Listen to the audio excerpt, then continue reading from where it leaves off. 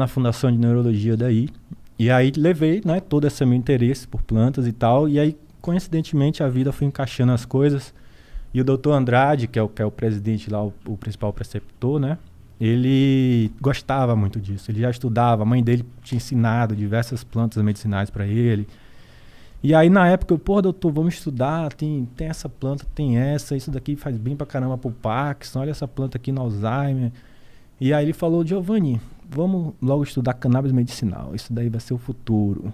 E aí eu na época, poxa, estudar cannabis era muito difícil, sempre foi muito difícil estudar cannabis. Por toda a questão legal mesmo da coisa, de você não ter acesso ao produto. E de aí, forma legal, né? De forma legal. E aí, nessa época, a gente começou a publicar alguns relatos de caso, porque já estava a gente já conseguia importar a medicação, né? A medicação ela já chegava, então a gente já tinha um produto para poder utilizar de fato.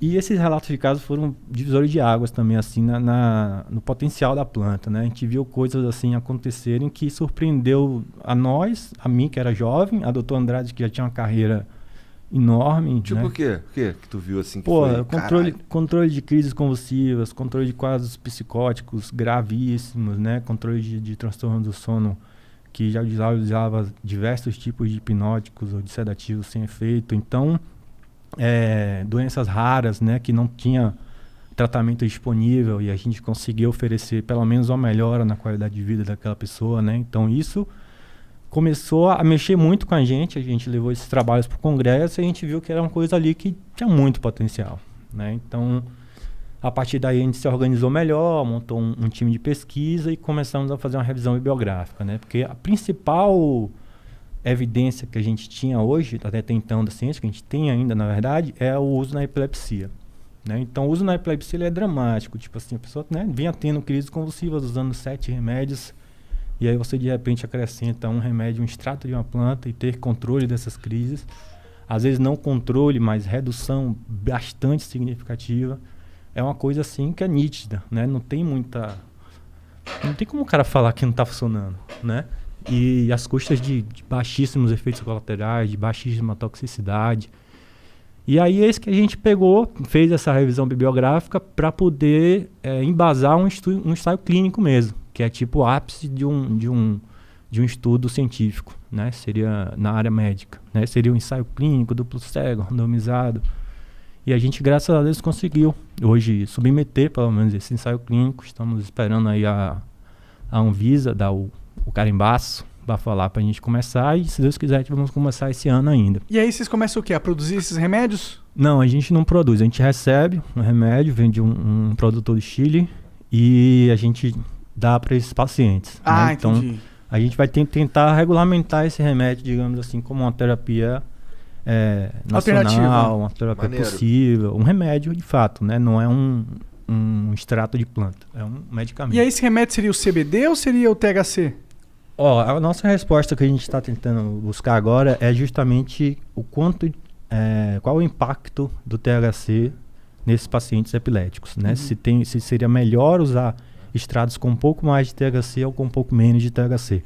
Que o THC é importante a gente já sabe, a literatura já mostra isso bem, só que a dose a gente não sabe bem, né? Então a gente está mostrando 3 grupos diferentes, tem um grupo placebo e tem 2 grupos com 2 concentrações diferentes, de proporções diferentes de THC e CBD. Interessante, porque normalmente a galera atribui as propriedades medicinais da maconha ao CBD. A galera meio que coloca o THC como se fosse... é a parte da maconha que deixa você chapadão. Exato, Tá THC-fobia. Mas então você está me dizendo que o THC também tem propriedades medicinais que são fundamentais. Tem muita propriedade. Inclusive, assim, sendo bem objetivo, o grande protagonista do sistema endocannabinoide, né, vindo das plantas, porque as plantas elas têm moléculas que se assemelham a moléculas que a gente mesmo produz, né? Então a gente produz uma molécula que é a anandamida, que é a substância da felicidade, né? Dita substância da felicidade. Como que é? Anandamida? Anandamida. Anandamida. Isso, ela foi descoberta isolada assim em 92, né? Pela galera lá de Israel, o Meshulam, que é um dos maiores pesquisadores. Recente, hein? Bem recente. E aí, a partir daí, entendeu-se que o THC ele é muito parecido com a anandamida e ele age nos mesmos receptores, né? Então, o THC ele é realmente o protagonista de ação, digamos assim, dentro desse sistema. Só que o canabidiol, ele age em vários outros receptores e age de forma fraca nesse receptor principal, que é o CB1, o CB2, né? Mas tem muitos outros mecanismos de ação que fazem com que esse sistema, né, que é o sistema endocannabinoide, funcione melhor. Então, para quem ainda tem algum tipo de preconceito, sabe que todo mundo produz um certo tipo de maconha endógena, né, de maconha natural. Então, o que a gente tenta com a planta é equilibrar esses níveis, porque frequentemente em doenças crônicas a gente tem níveis baixos, né, de endocannabinoides circulantes. Então, a gente repõe com os fitocannabinoides da planta. Entendi. Que são muitos. E tu, né? tu tava falando que eu falei que, pô, eu pensei que só tinha THC e CBD. Tu falou, não, tem várias paradas, tem mais de 100 substâncias na planta, né? Pô, bombzão, hein? Ô, da hora. Pô, vai esquentar já, demorou? Agora vai. Já. Não, ele tá me esquentando aqui. Desculpa. Então, o que acontece? Dentro da planta, a gente tem de canabinoides, né? Que são essas moléculas que são THC, o CBD, a gente tem mais de 100, né? Então, tem o canabigerol, canabinol, canabicromeno, enfim, tem diversos. Todos eles têm alguma aplicação medicinal?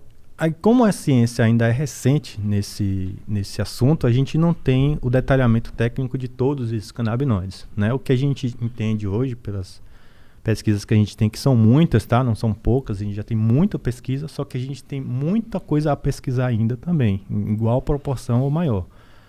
Então, a gente sabe que alguns deles funcionam. A gente tem alguns que são mais estudados, né? Uns 4, 5 são mais estudados. Os outros ainda vão vir nas próximas décadas. Entendi. Então, tem muita coisa para vir ainda, entendeu? Tem muita combinação de canabinoide para determinada doença e tal. E não é só canabinoide, né? Canabinoide é essas mais de 100 que existem. Além deles, existem flavonoides e terpenos, né? Então, os terpenos, eles dão aroma da planta. É muito comum as pessoas que fazem uso recreativo até escolher a planta pelo aroma e tal. Sim, isso são os terpenos. É gostoso o cheiro de algumas. Sim. Tem algumas que não são tão E os gostosas. flavonoides é o que dão geralmente a cor, aquela cor dos pistilos e tal, uma cor às vezes é mais alaranjada, às vezes é mais amarronzada, mais verde. Então, geralmente é o flavonoide que pigmenta essa planta. Então, o flavonoide tem muito efeito antioxidante, né? Ele já tem vários flavonoides conhecidos que são usados na medicina. E